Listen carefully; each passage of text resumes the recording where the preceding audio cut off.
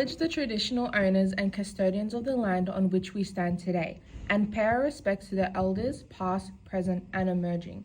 We recognize the ongoing connection that Indigenous people have to the land and the importance of their cultural heritage to the community. We extend that respect to Aboriginal and Torres Strait Islander peoples here today. Aboriginal and Torres Strait Islander peoples are advised that this content may contain references to people who have passed away, as well as historical events that may be distressing or traumatic. We acknowledge the ongoing impacts of colonisation and the importance of truth-telling in Australian history. We recognise the strength, resilience, and continuing cultures of Aboriginal and Torres Strait Islander peoples.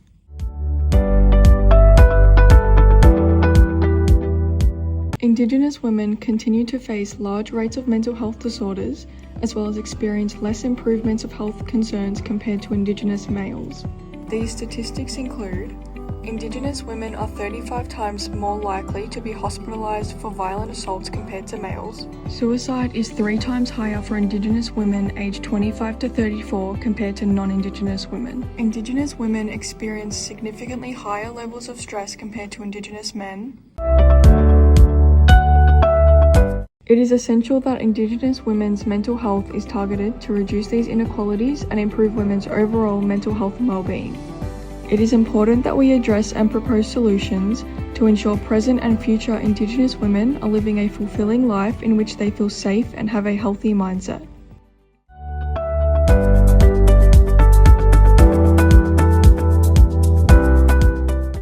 Indigenous Australian women experience higher rates of mental health disorders comparing to non-Indigenous women.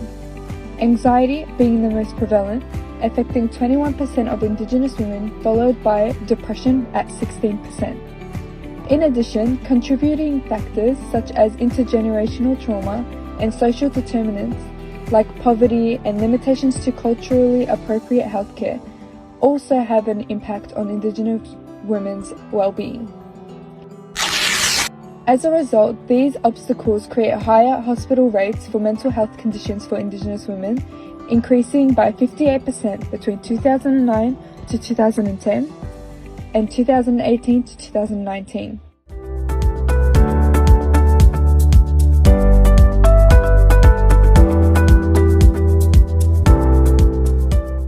When we look at psychological distress, the data from the National Aboriginal and Torres Strait Islander Health Survey in 2018 to 2019 shows that 35% of Indigenous females reported high or very high levels of psychological distress. This is significantly higher than the Indigenous males at 26% and much higher than the non-Indigenous population, where only 13% reported the same level of distress. Indigenous adults are 2.4 times more likely to experience this distress than non-Indigenous adults.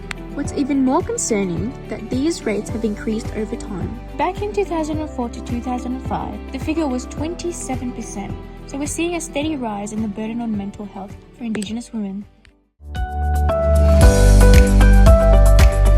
Furthermore, we see this reflected in hospitalization data. Between 2009 to 2010 and 2018 to 2019, the rate of hospital admissions for mental health-related conditions increased by 58% for Indigenous women. It's a fast rate of increase than for Indigenous men, whose rate rose by 46%.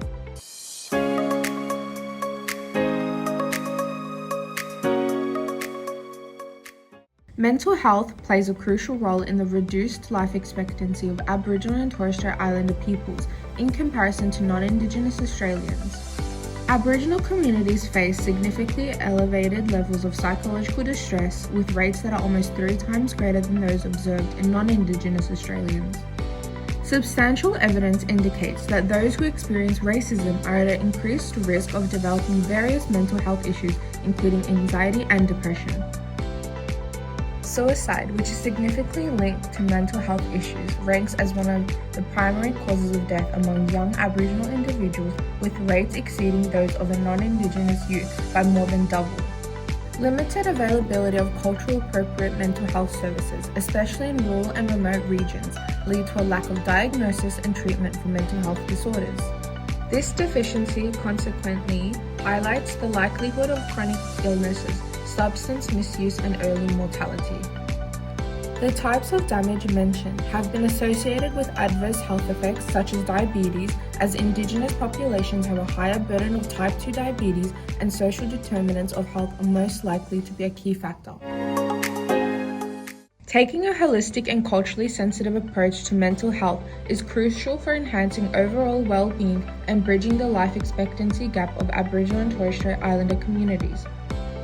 It's essential to address these mental health inequalities with culturally aware, community-focused programs that can improve life expectancy for Aboriginal and Torres Strait Islander communities. It is essential that everyone creates a culturally safe environment for Indigenous peoples. The aim is to create a respectful environment in which Indigenous peoples feel welcome and appreciated. What does work in a healthcare setting is Indigenous-led programs and initiatives to ensure the Indigenous people's holistic model of health is practiced. In doing so, we are able to build trust and provide comfort and a sensitive approach to health, which will most likely increase the proportion of Indigenous peoples gaining assistance and treatment. Additionally, we can reduce power imbalances and take into account the impacts of colonization to ensure we can provide the best care and culturally appropriate assistance.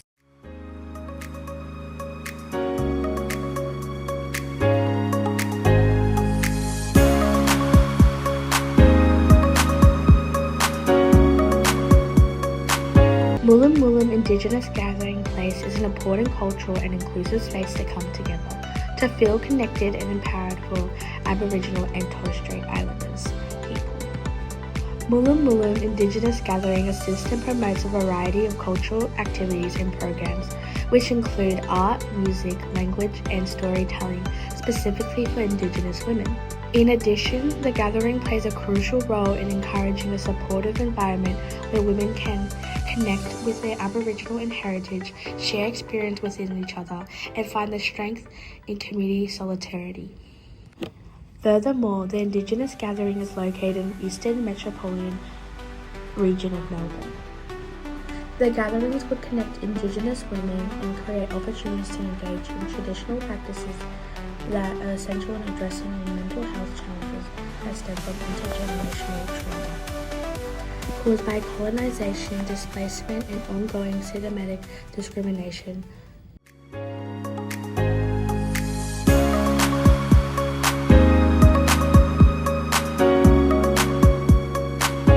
The Mullum Mullum Indigenous Gathering Place promotes women's mental health and well-being and provides opportunities for Indigenous women to come together, connect, express their ideas, and share stories. An example of a culturally safe Indigenous program is the Indigenous Women's Yarning Circle.